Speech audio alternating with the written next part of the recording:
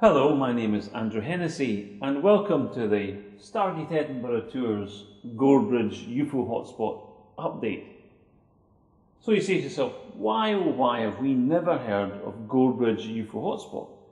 We do a Google search of UFOs in Scotland and we end up with Gorebridge UFO Hotspot, and there are books and there are pamphlets, there are public inquiries, there are a big song and dance about Gorebridge, including companies like Mentor on TV have come in to debunk it all, and Gorebridge is the UFO centre of the galaxy according to actually Global Press.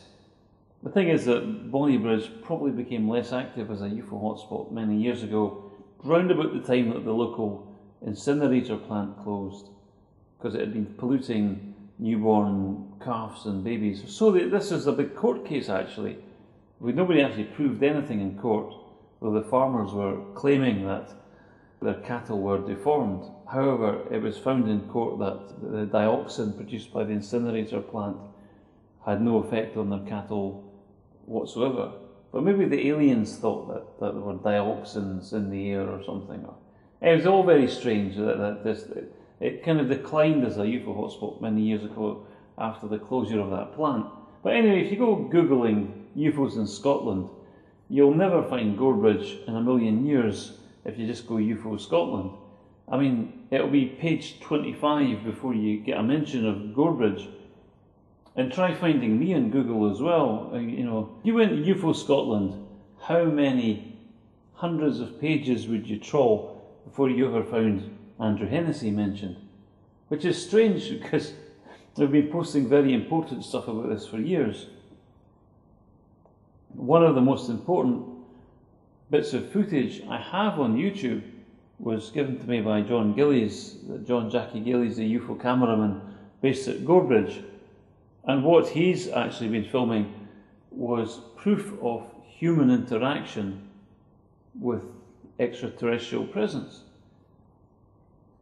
In diamond-shaped ships, somewhat similar, identical in fact to the MOD disclosure pictures that got leaked recently, you've got a picture of these two diamond-shaped ships glowing, as they do, electrogravity or whatever. They're glowing there, hovering above this escarpment of the Moorfoot Hills, a big cliff of the Moorfoot Hills. They're just hovering there, two of them. And John Gillies is out walking the dog, he's got his cameraman, he's, oh, what's this? Two glowing diamond-shaped UFOs, must film this stuff. So as he's filming this stuff, suddenly two paragliders come over the top of the escarpment. They're gliding through the air. They are, I don't know, who knows, special forces or people that think that they're very special because they've got all the knowledge about the aliens. These two paragliders are circling over the top of these hovering UFOs. The escarpment, the local winds will be forcing them up, keeping them aloft so they can sort of hover like that. And then just suddenly under the feet of the hovering paragliders suddenly materializes this hovering platform, like a landing platform, and it's got a blue light and a yellow light and a red light, and it's like something staged, totally stage managed. And this is, well, apparently John Gillies has also been told that there's strange bases in that area as well. Where isn't there a strange base near Gorebridge? The whole place is just that whole area. I mean, a couple of hundred square miles anyways. It seems to be anciently preserved as a fairy halls or goblin halls or underground realms or big underground realm under that whole area, and they seem to love to come out to play. So this is one of the most important pieces of footage I could think of. It was proof that not only was our government cooperating with them, they were actually playing with them as well. So recreation. No doubt it's being filmed for some reason.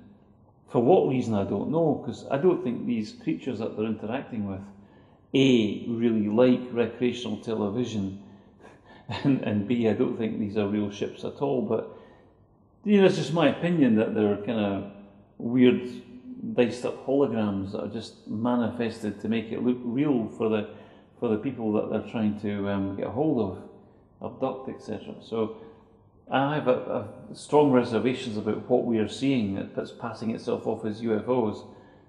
Probably they might be flying, they might be unidentified, but I don't think they're actually real ships.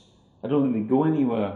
I think they just look strange and they're flying about, but because they're flying about doesn't even mean to say that they've actually got an engine in them, you know. They haven't got the same concept. The creatures that are doing this with us or to us or whatever, they just give us what we think is impressive, and they'll manifest that, and whatever scale or magnitude you can think of, they can do that, I've noticed.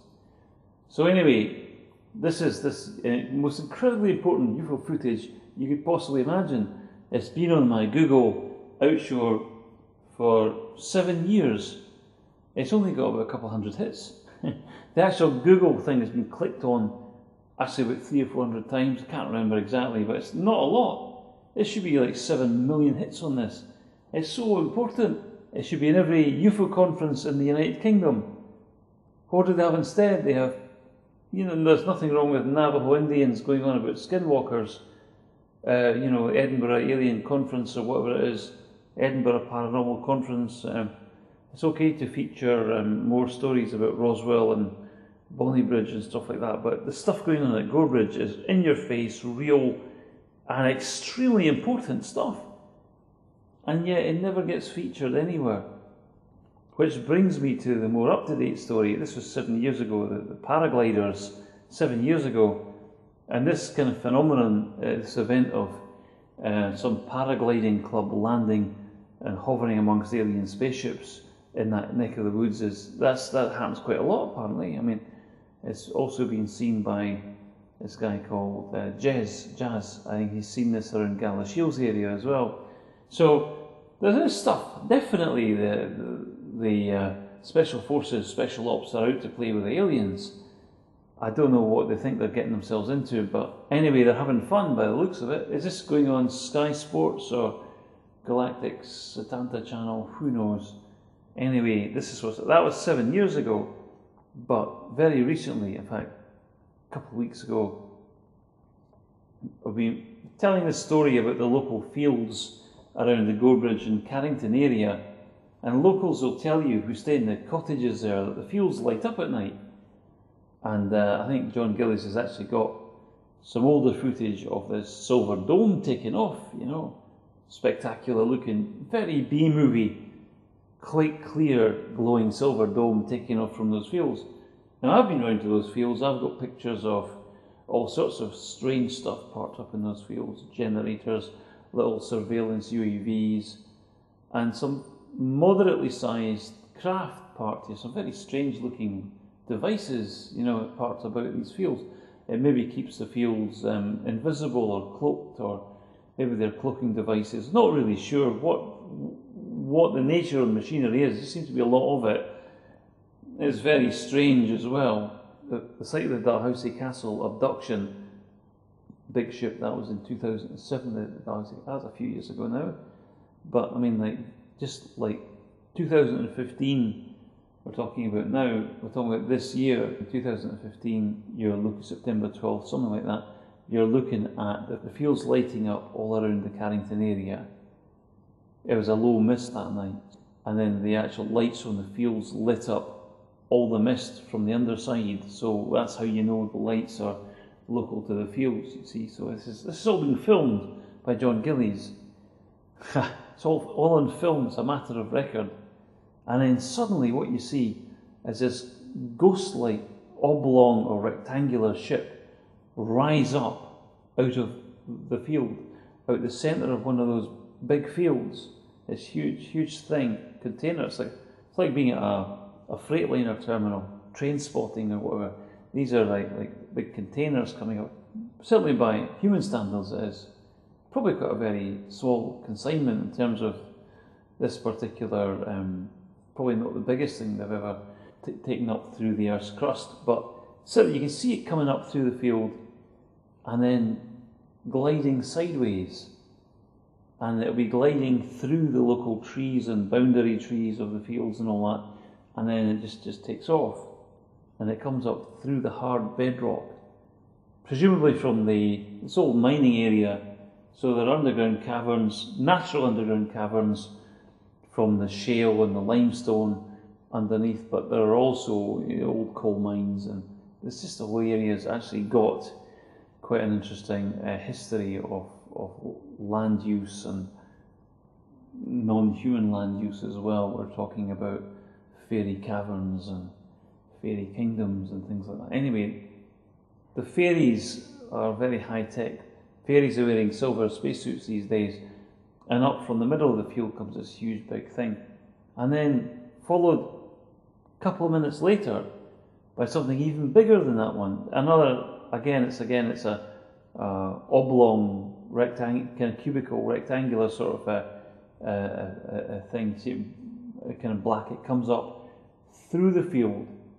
In the same way that fairies or the greys or the aliens will abduct a human being and apport them through walls and windows and up into ships and all that, or float them through, same scenario, is that the same energy devices are being used to neutralize the time-space of these artifacts and objects and float them out between matter and through matter, between interdimensional spaces, and take them. What was in those containers? Well, we don't know. Wouldn't like to hazard a guess, actually, but there you are. So this is footage of this stuff at Gorebridge. I mean, this is the Gorebridge that nobody wants to talk about. This is the Gorebridge. If you asked all the usual suspects in the United Kingdom ufology what was going on at Gorebridge, well, Gorebridge don't know anything about Gorebridge. And yet we've been telling them for years and years and years what's going on at Gorebridge. They don't want to know. Why not? Big question. Again, I don't know why. This is really big stuff. You will see leading lights in UK ufology going about, oh, there's no big cases anymore, oh, ufology is dead and gone, it was all years ago, all happened years ago, there's no more UFOs, and there's no more UFOs in ufology in the UK UFO.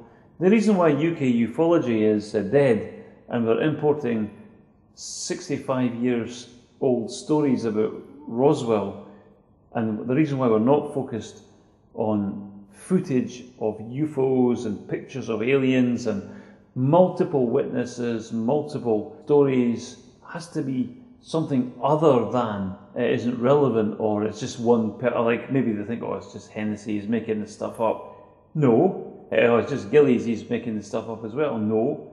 There are so many witnesses to this stuff. Multiple witnesses, multiple events, big long history of events reported in newspapers. The locals, I mean, like, the locals have to be a wee bit intimidated. I mean, you would be too. In Gorebridge, they come out of their house and there's 50 flying spheres, black spheres. They suddenly glow orange, then they've got black metallic spheres hovering over their houses, and then they head off to the local school, sit on the roof there. I mean, what are you going to do with that? Just feel I had to not say too much. But at the end of the day, the land use and the change of events in Gorebridge might mean good news for the older residents of Gorebridge, because with the influx of new housing, brought up in a culture of B-movies and sci-fi and horror films, and my mother and father came from Gorebridge, of course, so I know that my father was a coal miner, and his father was a coal miner. So this whole scenario at Gorebridge is completely, totally turned around. You've got people coming up from England, say, that working in multinational corporation, commuting into Edinburgh, working in major banks and stuff. These folks are not going to be intimidated by lights outside their window or even in their house. They're just not going to be intimidated. So maybe the aliens will have to think again about their strategy for hushing up the local population. But anyway, for absolute certainty, there is still stuff going on at Gorebridge. So it's an ongoing thing. Gorebridge UFO Hotspot, window area, it's still happening.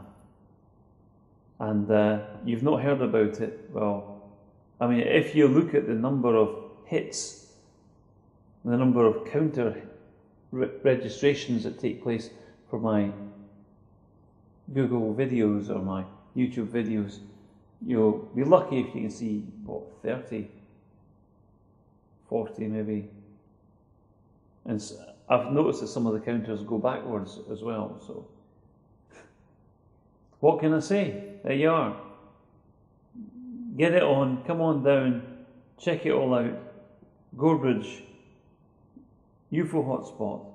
And it really is a UFO hotspot. It's not